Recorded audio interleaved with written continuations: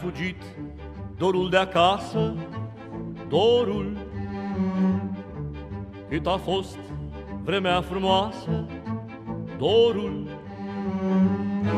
A fugit că-am dezbrăcat, l-a prins vremea, a plecat, și mi-e teamă că-am înghețat dorul.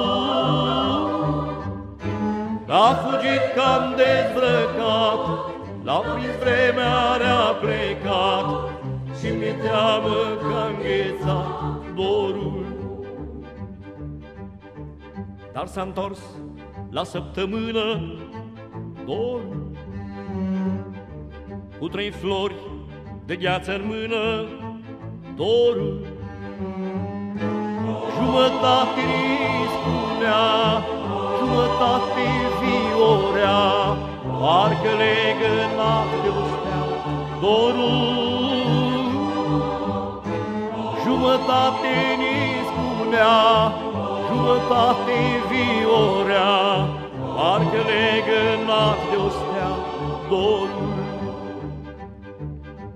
Partea jumătate ninsă, dorul, s-a topit de steaua încinsă, dorul. Și din dorul călător a rămas doar dorul, dor, numai lacrimă și zbor, dorul. Și din dorul călător a rămas doar dorul, dor, numai lacrimă și zbor, dorul.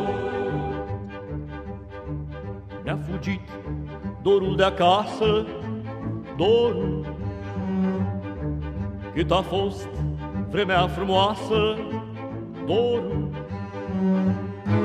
Și-a fugit că-am dezbrăcat, l-a prins vremea, a plecat, și mi-e teamă că-a înghețat dorul.